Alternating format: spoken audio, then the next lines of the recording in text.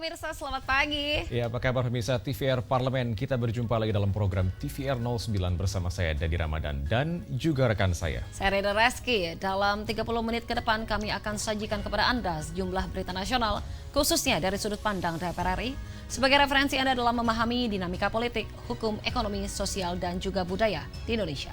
Dan pemirsa TVR Parlemen, inilah TVR 09 selengkapnya.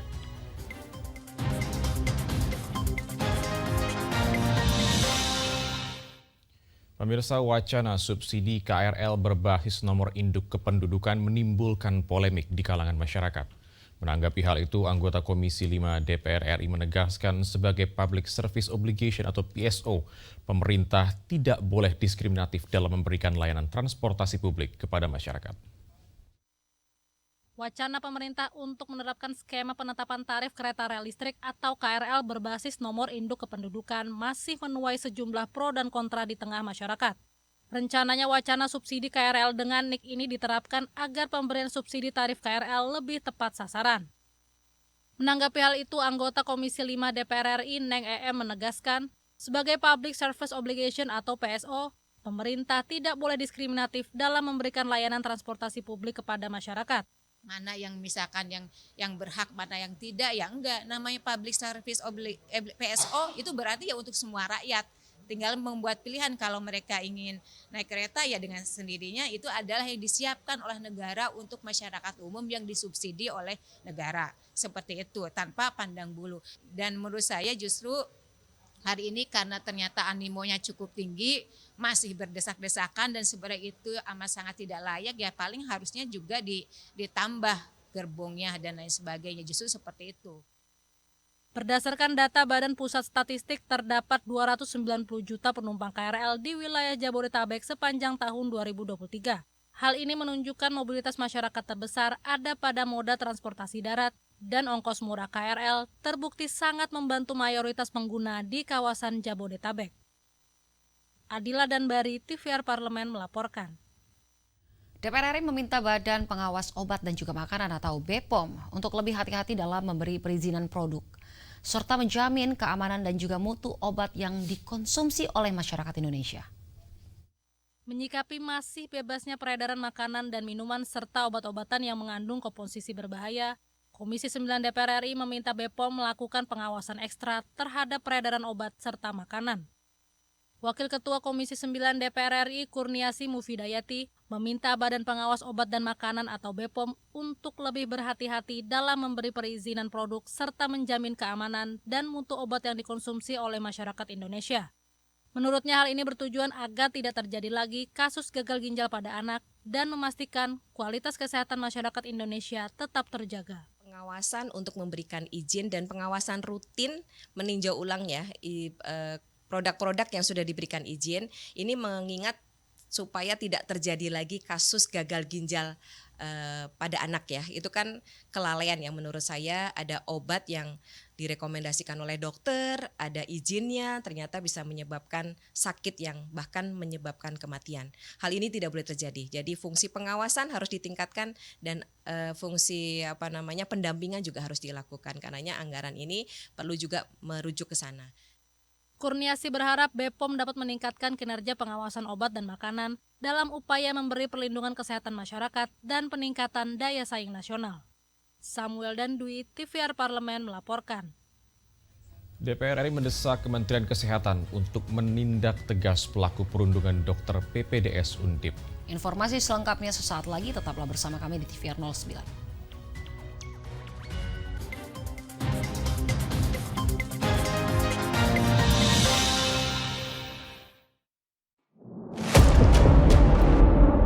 Sini ditambang. Konflik yang terjadi, Warga sini tidak mengizinkan. masalah yang tersisihkan menjadi kesenjangan sosial. Ya namanya rakyat kecil gak bisa apa-apa, mau komplain juga gak didengar. Sebab apa? Itu menyangkut isi perut kami semua. Bagaimana memutus keterbatasan untuk didengar? Jadi kalau misalnya masyarakat sudah merasa tidak lagi ada yang memperjuangkan aspirasinya, maka masyarakat memang sangat berhak untuk meminta dewan yang mewakili mereka di parlemen. Kami menyusuri batas-batas peristiwa mengurai berbagai polemik yang terjadi, meluruhkan suara-suara marginal, menjadi nyata dalam setiap aspirasi, melaksanakan tugasnya sebagai wakil rakyat. Saksikan Aksi Dewan setiap hari Senin dan Rabu pukul 10.30 waktu Indonesia Barat, hanya di TVR Parlemen. DPR RI memiliki fungsi diplomasi dalam menjalankan politik luar negeri sesuai dengan pasal 116 Undang-Undang MD 3. Kontribusi aktif BKSAP DPR RI memainkan peranan penting dalam memenangkan persaingan global melalui IPU, IPA, IPPF, IPA, dan PUIK. BKSAP memiliki komitmen yang tinggi dalam krisis kemanusiaan dunia. Fungsi diplomasi dijalankan untuk mendukung upaya pemerintah dalam melaksanakan politik luar negeri.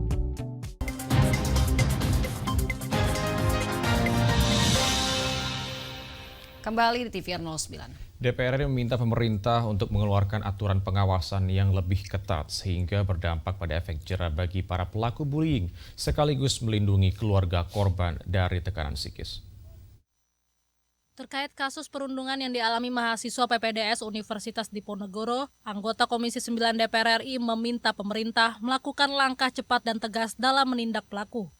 Anggota Komisi 9 DPR RI Arzeti Bilbina meminta pemerintah dalam hal ini Kementerian Kesehatan membuat langkah cepat terkait kasus perundungan yang berujung kematian peserta program dokter spesialis atau PPDS Fakultas Kedokteran Universitas Diponegoro.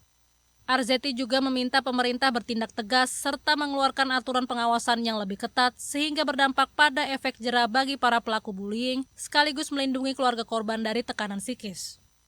Sehingga sekarang adalah langkah cepat yang harus dilakukan oleh pemerintah. Bukan hanya berkaca dengan permasalahan mahasiswa kedokteran spesialis ini saja, gitu, tapi permasalahan di luar-luar yang memang dirasakan oleh mahasiswa kedokteran. Karena dikatakan bahwa kita ini aja kekurangan dokter gitu loh, kekurangan dokter spesialis, kekurangan dokter di daerah-daerah pedalaman gitu loh.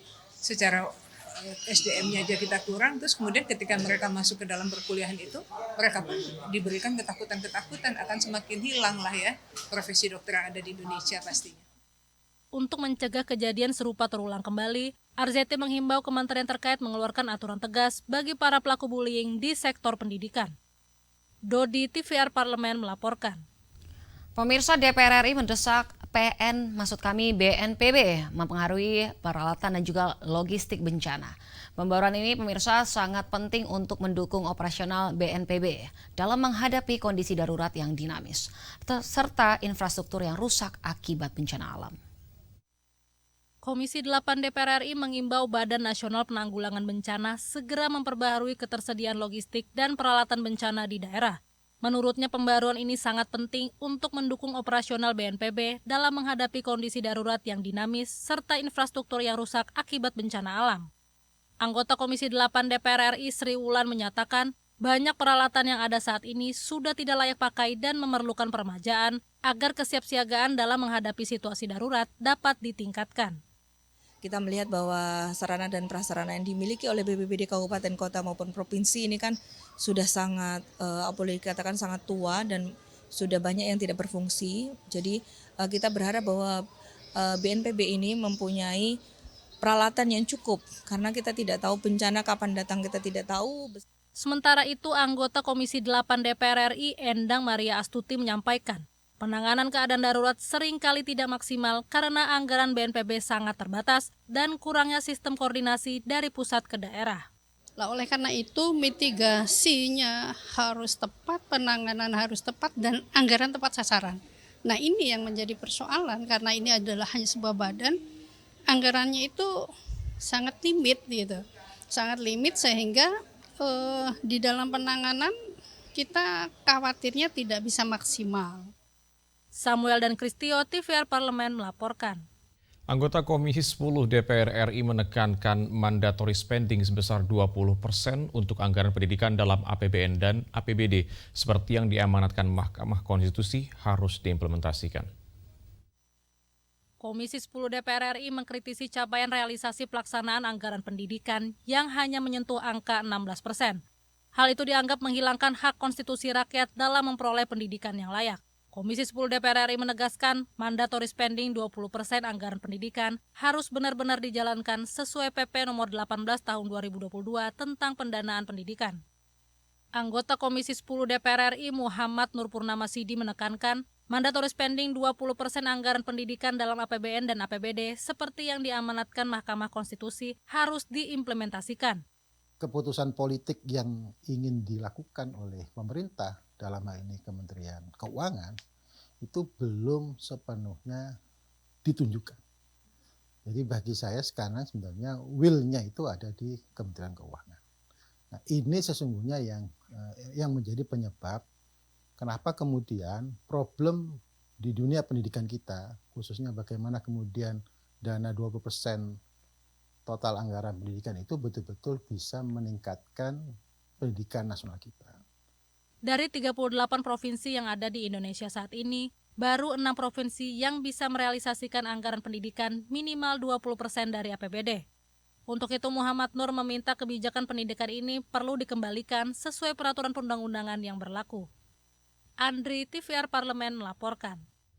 Desakan evaluasi Siskohat semakin menguat menyusul praktik pengalihan kuota haji yang tidak sesuai dengan ketentuan.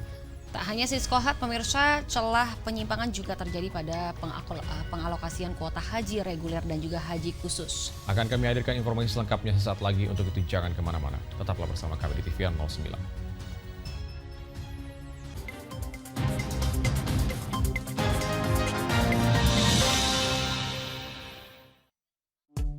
DPR RI memiliki fungsi diplomasi dalam menjalankan politik luar negeri sesuai dengan pasal 116 Undang-Undang MD3. Kontribusi aktif BKSAP DPR RI memainkan peranan penting dalam memenangkan persaingan global melalui IPU, IPA, IPPF, IPA, dan PUIK. BKSAP memiliki komitmen yang tinggi dalam krisis kemanusiaan dunia. Fungsi diplomasi dijalankan untuk mendukung upaya pemerintah dalam melaksanakan politik luar negeri.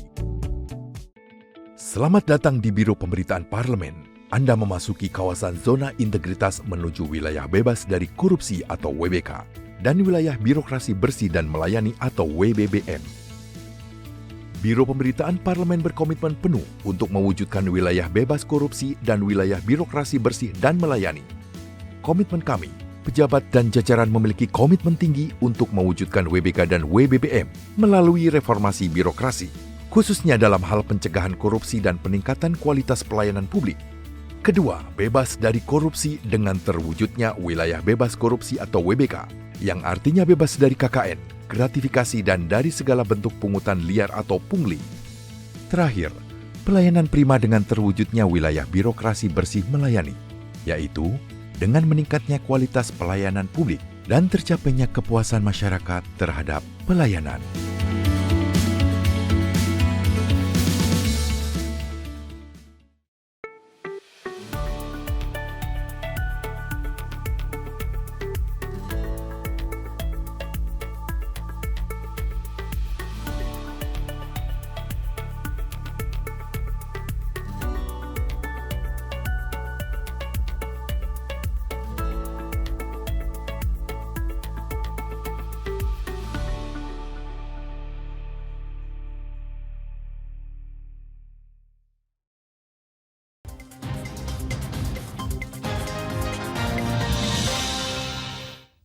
Anda masih bersama kami di TVR 09. Pemirsa, penyelidikan Pansus Angket Haji DPR RI menemukan fakta bahwa draft MOU yang diberikan pemerintah Arab Saudi tidak mengatur secara detail terkait pembagian kuota haji Indonesia. Maka bisa dibilang pengalihan kuota haji merupakan inisiatif dari Kementerian Agama. Seperti apa tanggapan DPR RI terkait hal ini, pemirsa? Simak informasi mendalam yang telah dirangkum dalam segmen editorial parlemen berikut ini.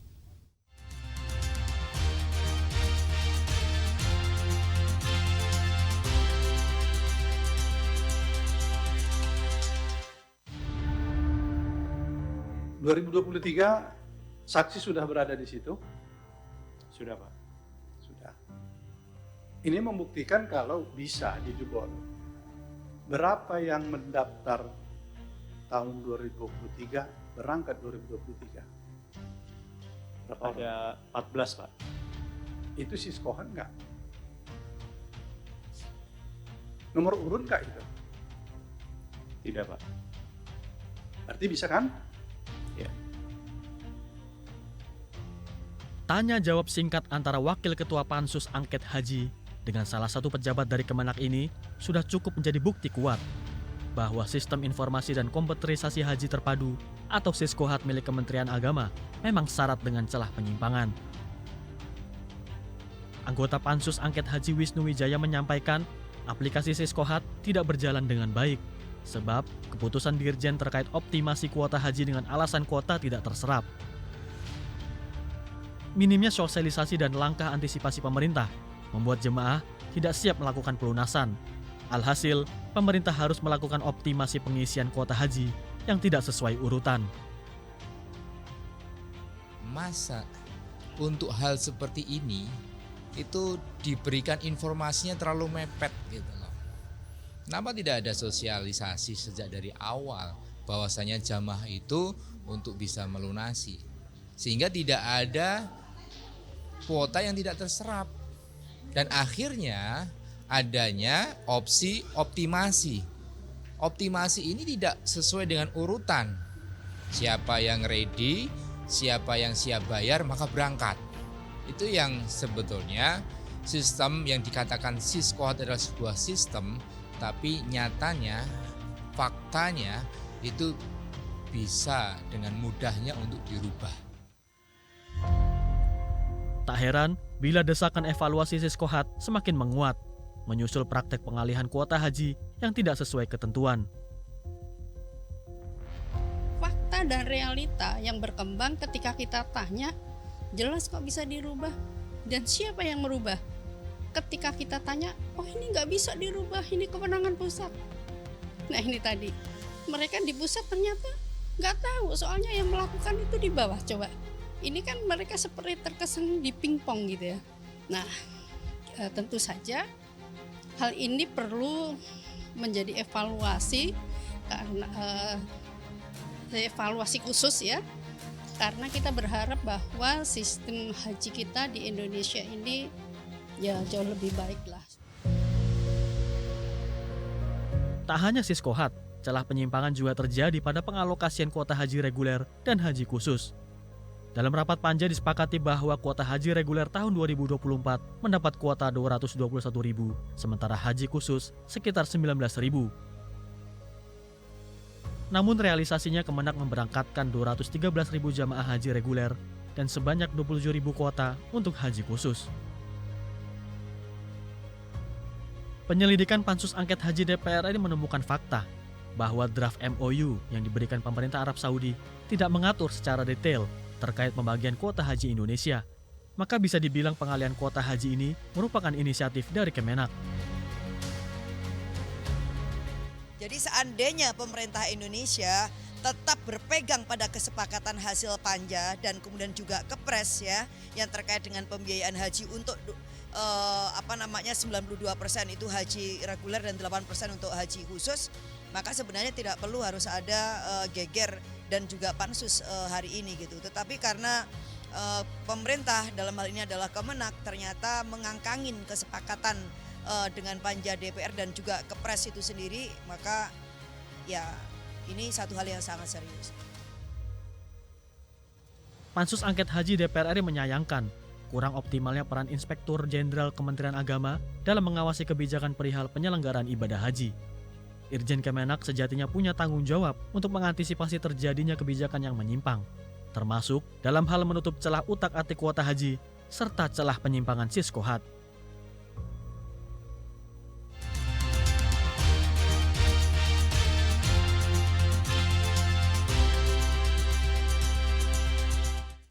Dan tentunya pemirsa, bagi Anda para pecinta alam, kegiatan mendaki menjadi salah satu kegiatan menarik yang memacu adrenalin.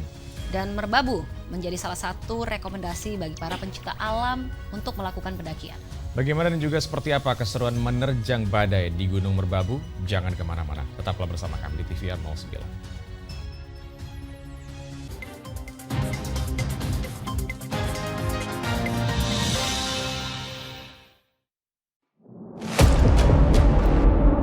sini ditambang. Konflik yang terjadi, Di sini tidak mengizinkan. masalah yang tersisihkan menjadi kesenjangan sosial. Ya namanya rakyat kecil gak bisa apa-apa, mau komplain juga gak didengar. Sebab apa? Itu menyangkut isi perut kami semua. Bagaimana memutus keterbatasan untuk didengar? Jadi kalau misalnya masyarakat sudah merasa tidak lagi ada yang memperjuangkan aspirasinya, maka masyarakat memang sangat berhak untuk meminta dewan yang mewakili mereka di parlemen.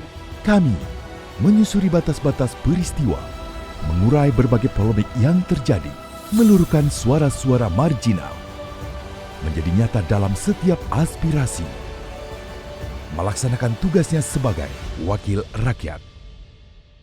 Saksikan Aksi Dewan setiap hari Senin dan Rabu pukul 10.30 waktu Indonesia Barat hanya di TVR Parlemen. Selamat datang di Biro Pemberitaan Parlemen.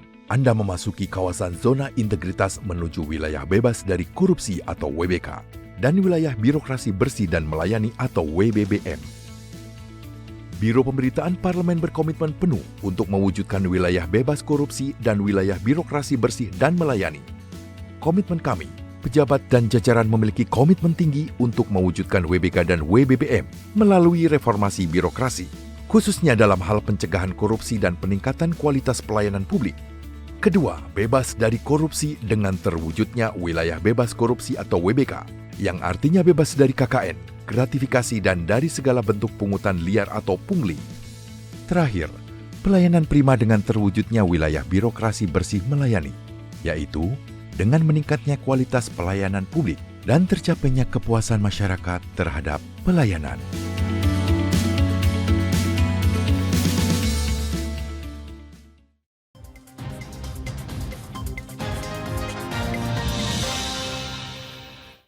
Terima kasih Anda masih bersama kami di TVR 09.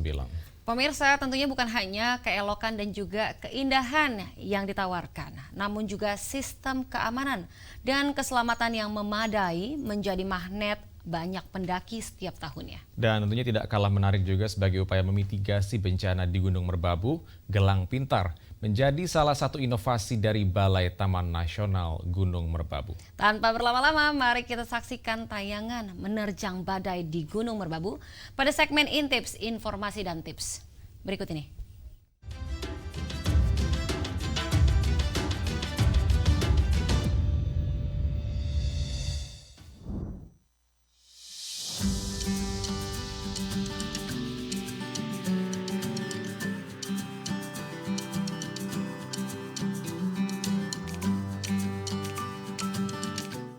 Pemirsa TVR Parlemen, kegiatan pecinta alam bukanlah kegiatan yang hanya jalan-jalan tanpa resiko. Kali ini kami akan mengajak pemirsa memacu adrenalin dengan pengalaman komunitas pencinta alam Parlemen atau Komparle yang menerjang badai di Gunung Merbabu. Badai memang salah satu faktor resiko yang paling sering ditemui oleh pendaki gunung manapun. Untuk itu, pemirsa TVR Parlemen, kegiatan mendaki gunung harus dipersiapkan dengan matang. Selain logistik yang cukup, kegiatan fisik dan mental pun harus dipersiapkan dengan penuh pertimbangan. Mendaki gunung bukan sarana adu keren atau kehebatan, karena bisa saja nyawa menjadi taruhannya. Dalam pendakian Gunung Merbabu kali ini, tim ekspedisi Gunung Merbabu Komparle terhadang badai di pos 4 jalur Selo atau yang dikenal dengan Pos Sabana 1, di mana Komparle mendirikan tenda dan bermalam. Badai berupa angin kencang disertai kabut pekat ini membuat jarak pandang hanya beberapa meter saja. Akibatnya nih pemirsa, Komparle urung melanjutkan summit dini hari ke puncak Merbabu karena kencangnya angin serta kabut yang pekat yang bahkan menyelimuti lokasi Sabana 1 hingga puncak mulai dari sore hari. Keelokan alam Gunung Merbabu menjadi magnet ratusan ribu pendaki setiap tahunnya. Keamanan dan keselamatan mendaki menjadi prioritas Balai Taman Nasional Gunung Merbabu. Salah satu inovasi Balai Taman Nasional Gunung Merbabu adalah membuat gelang pintar. Gelang berbahan karet ini mengadopsi teknologi Radio Frequency Identification atau RFID. Chip yang tertanam di dalam gelang berfungsi memancarkan sinyal yang dapat ditangkap oleh menara pemancar di sejumlah titik pendakian, serta di titik patok MH di sekitar jalan pendakian. Tujuannya mempermudah monitoring para pendaki serta sebagai upaya mitigasi bencana di Gunung Merbabu. Jalur pendakian ke Gunung Merbabu melalui Selo merupakan satu-satunya jalur pendakian di Gunung Merbabu yang menggunakan teknologi baru ini demi mempertimbangkan keamanan para pendaki.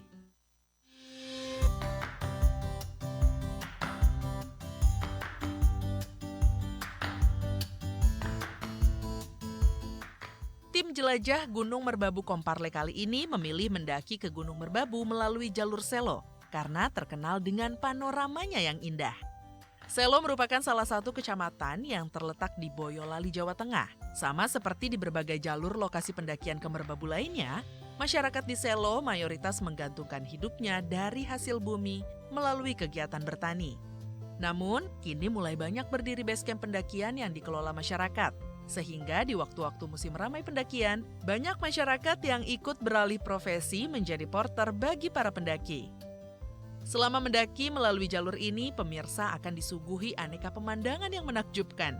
Kondisi jalur yang relatif mudah dilalui dan cenderung lebih aman dari beberapa jalur pendakian lain ke Gunung Merbabu. Namun sayangnya di jalur Selo ini tidak terdapat sumber mata air ya pemirsa, sehingga pendaki harus membawa air minumnya dari bawah. Mendaki gunung, selain menikmati keindahan jalur pendakian, pemirsa juga harus menikmati ragam flora, seperti aneka bunga-bunga khas pegunungan tropis, seperti cantigi dan edelweiss. Bahkan pemirsa TVR Parlemen, kali ini tim ekspedisi Gunung Merbabu Komparle disambut burung kacer gunung yang riang menyambut tim ekspedisi Gunung Merbabu Komparle.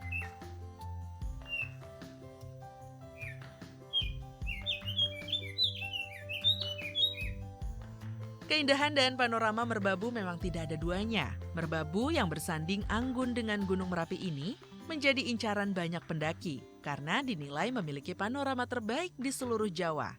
Dengan topografi dan pemandangan berbukit-bukit, jalur Merbabu sering diidentikan dengan jalur Gunung Rinjani atau jalur pendakian di pegunungan negara 4 musim. Komunitas Pencinta Alam Parlemen atau Komparle merupakan wadah bagi pegawai DPR RI untuk menyalurkan hobi mendaki gunung. Setiap tahun, Komparle rutin melakukan kegiatan pendakian ke berbagai gunung di Indonesia. Komparle sebagai wadah resmi di bawah Korpri Setjen DPR RI memberikan ruang bagi para pegawainya untuk healing sejenak dari kesibukan kerja parlemen di ibu kota. Ingat ya pemirsa TVR Parlemen, kemanapun pemirsa ingin menjelajahi alam, keselamatan harus tetap diutamakan ya. Sampai jumpa di liputan jelajah Gunung Komparle lainnya.